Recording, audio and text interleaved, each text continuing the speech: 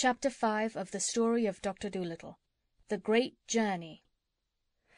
Now for 6 whole weeks they went sailing on and on, over the rolling sea, following the swallow who flew before the ship to show them the way. At night she carried a tiny lantern, so they should not miss her in the dark, and the people on the other ships that passed said that the light must be a shooting star. As they sailed further and further into the south, it got warmer and warmer. Polynesia, Chee-Chee, and the crocodile enjoyed the hot sun no end. They ran about laughing and looking over the side of the ship to see if they could see Africa yet. But the pig and the dog and the owl Tutu could do nothing in such weather, but sat at the end of the ship in the shade of a big barrel, with their tongues hanging out, drinking lemonade.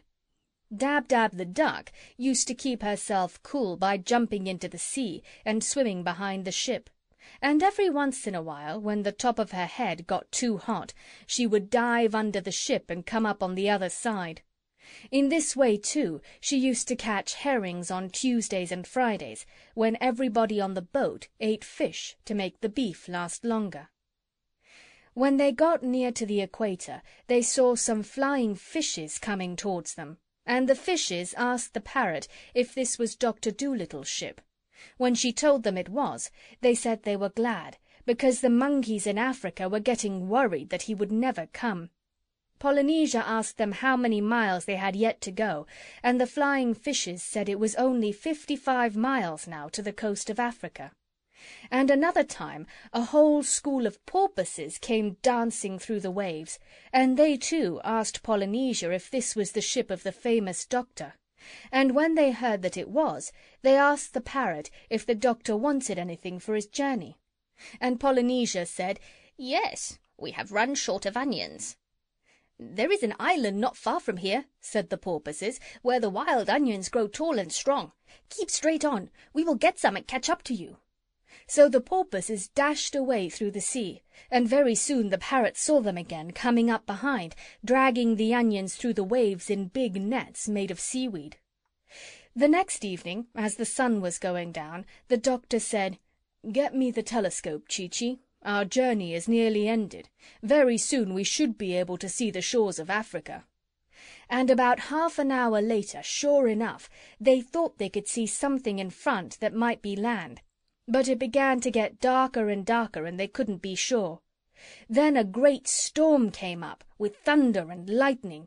The wind howled, the rain came down in torrents, and the waves got so high they splashed right over the boat. Presently there was a big bang. The ship stopped and rolled over on its side. "What's happened?" asked the doctor, coming up from downstairs. "I'm not sure," said the parrot, "but I think we're shipwrecked. Tell the duck to get out and see." So Dab-Dab dived right down under the waves, and when she came up, she said they had struck a rock. There was a big hole in the bottom of the ship, the water was coming in, and they were sinking fast. "We must have run into Africa," said the doctor. Dear me, dear me. Well, we must all swim to land." But Chee-Chee and Gub-Gub did not know how to swim. "Get the rope," said Polynesia. "I told you it would come in handy. Where's that duck? Come here, Dab-Dab. Take this end of the rope, fly to the shore, and tie it onto a palm tree, and we'll hold the other end on the ship here.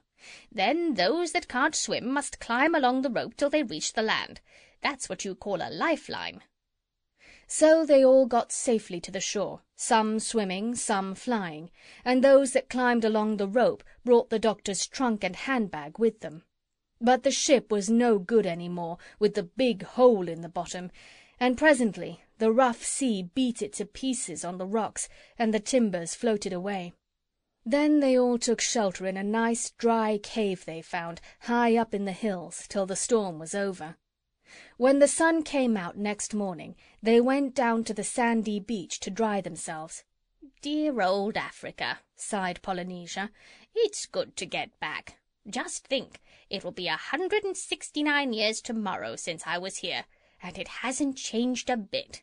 Same old palm trees, same old red earth, same old black ants. There's no place like home." And the others noticed she had tears in her eyes, she was so pleased to see her country once again. Then the doctor missed his high hat, for it had been blown into the sea during the storm, so Dab-Dab went out to look for it, and presently she saw it, a long way off, floating on the water like a toy boat.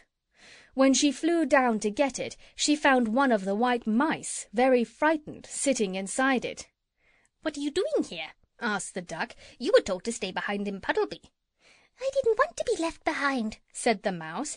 "I wanted to see what Africa was like. I have relatives there, so I hid in the baggage and was brought onto the ship with the hardtack. When the ship sank, I was terribly frightened because I cannot swim far. I swam as long as I could, but I soon got all exhausted and thought I was going to sink.